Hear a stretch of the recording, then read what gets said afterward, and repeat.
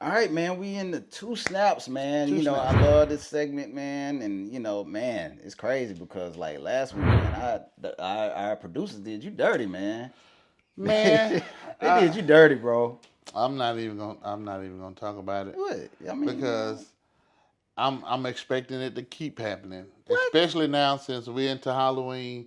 It's probably gonna be something done with my face on it every episode this month. So I'm just hey, I'm here for the ride, bro. Man, we all here for the I'm ride, here for man. the So ride. It's funny to me. I enjoy it. it It's is funny. funny, man. It's It funny. is funny. I know I got a good, healthy laugh off of it. Yeah, me too. Me too.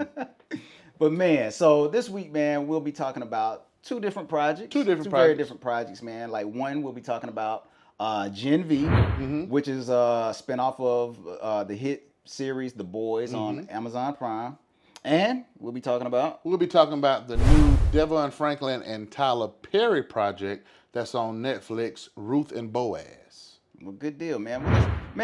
Tell me a little bit about Ruth and Boaz. I don't know a lot about it. I've heard about the project, but I haven't had a chance to watch it. Yeah, man. So I read some months back that Devon Franklin and Tyler Perry had struck a deal with Netflix to do some faith-based projects, and Ruth and Boaz was going to be one of those projects. And so it was funny to me because I had just myself had written a more modern version I remember that. of Ruth and Boaz for a group that I'm a part of, and I had when I heard that they were doing a movie about it, I was like, man, that's crazy. Wasn't crazy, but I was like, I can't wait to see what their take is versus some of the stuff that I had written.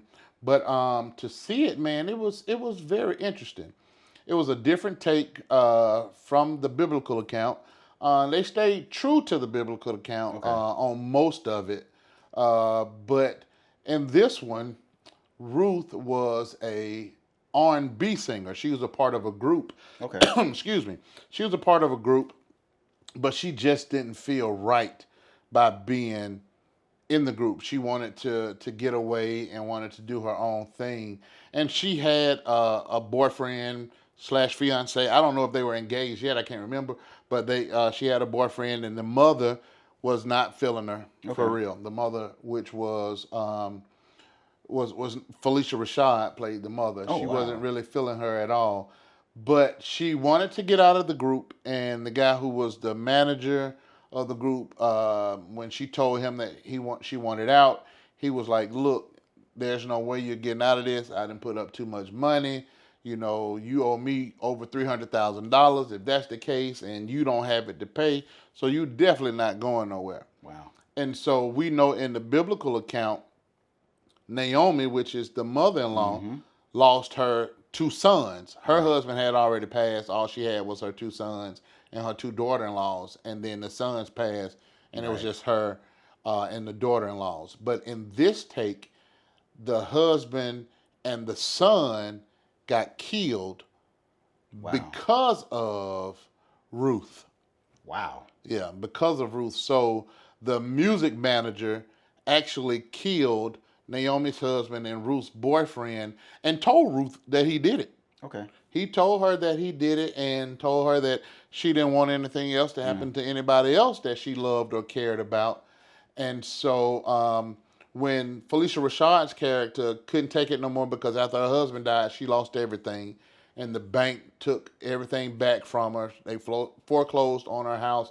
And she had to move back to Tennessee, where she was from. And she moved into this house that she owned, but it was a rundown shack by now. Okay. And so Ruth, wanting to get away from that scene and the people that she was around, she took the trip with her and said, just like she told her in the Bible, wherever you go, I'm going. I'm staying with you. So she went to Tennessee with her, and their relationship ended up blossoming or whatever. And then she ended up getting a job at a grape orchard. Okay. Owned by this guy named Boazra. His last name was Azra. And so he went, first name Bo, last name Azra, as we know in the Bible. Boaz was the character in the Bible. And so they end up falling in love, and at first they had him as like he had never been turned down by a girl before because he was the rich guy The in this rich, small smooth town. guy. Yeah, rich smooth guy in this small town, and but that's not the reason he was drawn to her. He was drawn to her because of her beauty. But at first, she didn't know he was the owner of the field, just like in the In the Bible. Bible, yeah. Just like in the Bible. But even when she found that part out, she was like, oh, so, you think I'm supposed to wanting to be with you because you the boss, you the man, you own all this stuff or whatever. But they actually started falling in love with one another, and he found out that she could sing, and he actually put her with Babyface, because Babyface played a character in the Wow. movie. He played himself. He played Babyface, and she becomes his wife. In the end, Okay. they get together, but the dude that ended up killing her ex-boyfriend and his dad came back to get her, to take her back home, and he was threatening to kill Felicia Rashad's character, but Boaz whooped him. Whooped him, boy. And Boaz whooped his you know what. Yeah. And Yeah. so they ended up going to jail for it or whatever, man. But again, it's a great movie. It was a great Okay. take. It was when they said faith based, it was faith based. Okay. And I was happy and surprised about that at the same time. I knew it was going to be because of Devon Franklin. Right. Right. But to me, man, it was a great movie. I'll watch it again. I'll Okay. watch it again, and it's Tyler Perry. Okay. Yeah, Man, Tyler Perry. I'll have to check it out, man. So we'll get your Yeah. review in just a little bit. But Yeah. for right now, since you talked about Ruth and Boaz, Let's hear about. I'll talk a little bit about Gen V. That's right. All right, so Gen V is a spin-off series set in the same universe as The Boys, man. Now, while The Boys focuses on a corrupt group of superheroes, I guess you could call them like a corrupt version of the Justice League. Okay. Right? There's a group of vigilantes who, fight against them and try to, bring light to this dark world, I guess you could say. But for Gen V, the spotlight is on the next generation of supes. The show takes place at the fictional Godolphin University, which is a college run by Vault International. And it's a college where young superheroes are trained, they're ranked, and molded to become like the next big stars in Vault's empire. Now, the main character, her name is Marie Moreau. She's a young woman who has blood manipulating powers, right? And so her dream is to become like the first black woman to join the Seven. And the Seven is what they call this world's version of, I guess you could say, the Justice League. It's just I guess you could say an evil version of the Justice League, right? And Vault is the company that's behind them. They're the one who created all these soups and, came up with I guess you could say like the CERN, where they were given like what's called Compound V to these people, unlocking all these different powers that they have. And so like everyone who takes Compound V gets a different set of powers, similar to like mutants in Marvel, how they all have different powers. So that's kind of how this world operates, right? And so Marie, alongside her classmates, there's this one girl named Emma who they call Little Cricket, whose power is to like she can grow smaller, but she can also grow in giant in size. But they call her Little Cricket because of the fact that she grows small.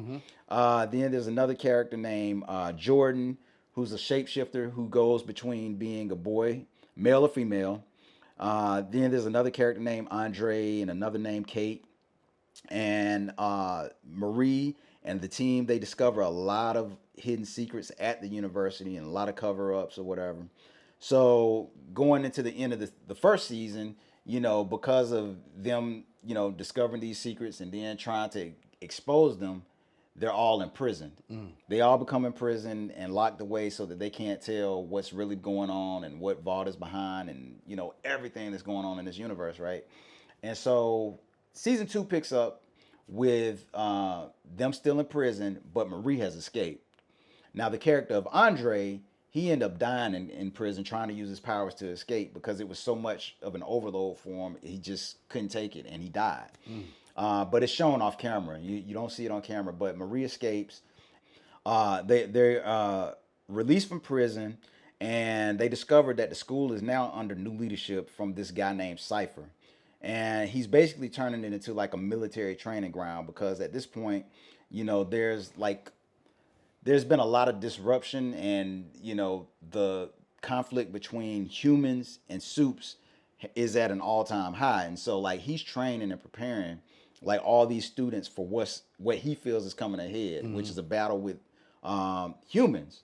Because there are so many humans in the world, he feels that they could overtake all of the superheroes. Or I keep calling them superheroes, but a lot of them aren't superheroes. They're just supes in this world because they're not heroic at all. A lot of them aren't heroic at all. Now, one of the things that he states to this character, Marie, is that he feels that she has the potential to be one of the most powerful supes in this universe, even more powerful than Homelander, who is this world's version of Superman. Right? He has all the powers of Superman, but he's just like an evil and corrupt version of Superman. So, but man, there's a lot of twists and turns throughout the season. The character of Kate, who in the first season turned on them and was very manipulative towards her teammate or classmates, she's had like a kind of redemptive arc going on. Like she's had a change of heart, and she kind of sees everything that this university and what Vought is like really standing for, and she is now trying to make amends for everything that she did wrong going into the first season. And she's feeling really bad about the death of Andre, this character of Andre. Also, and we talked about it kind of off camera, but like the characters of Marie and Jordan had a relationship in the first season. Well, that carries over into this season, although there's a little friction between them at the very beginning. And this character Cypher puts them against each other, where they actually have to fight one another. And at this time, Jordan is seen as the #1 ranked student at the university, and he sees so much potential in Marie, and he wants her to become that #1. And so they're put against each other, and they don't want to fight each other, but he makes them have to fight each other, man. So I mean, there's a lot going on. It's a much darker tone than it was in the first season. The character of Cricket, like in the first season, was very bright and bubbly, but this season just like a lot darker tone. But it fits in line and falls right in line with the series The Boys, and then even the first season of this. It's like they pick right back up where they left off. So it's been good so far. I think there's been about 4 or 5 episodes and that I've watched, man. So I've enjoyed it so far, man. But those are that's what I think about the series. I think it's a great series so far. But I'll share my review of it after you share your review for Boaz and Ruth. Okay, man. Ruth and Boaz. Yeah, man. So again, Ruth and Boaz, Netflix, Tyler Perry and Devon Franklin. Great movie, man. It stayed true to the biblical account for as much as it could. And then it added its own twist and flair to it as well, which made it a great experience to watch. So, man, after watching it, I'll give it 2 snaps. Wow. I'll give it 2 snaps. Man, I want to watch it, man. Yeah, man. I want to watch it, man. It sounds like an interesting take on the story of Ruth and Boaz. So, I look forward to seeing it, man. Cool. And it's on Netflix, right? It's on Netflix. Okay, good deal. So next up, I have my review for Gen V Season 2. Again, I think they picked right back up where Season 1 left off and where the boys left off, man. And, I love these characters. The writing on this show, I think, is wonderful. I'll say this, it's not a show for everyone because it's a very violent show. And there's a lot of, how would you say it? It can be risque. It can be very risque. That's not the word that I was thinking, but that's the perfect word for what where I'm going with this. But it can be very risque. So it's not a show for everyone. But I think the writing is the thing that stands out at the forefront. The performances are great.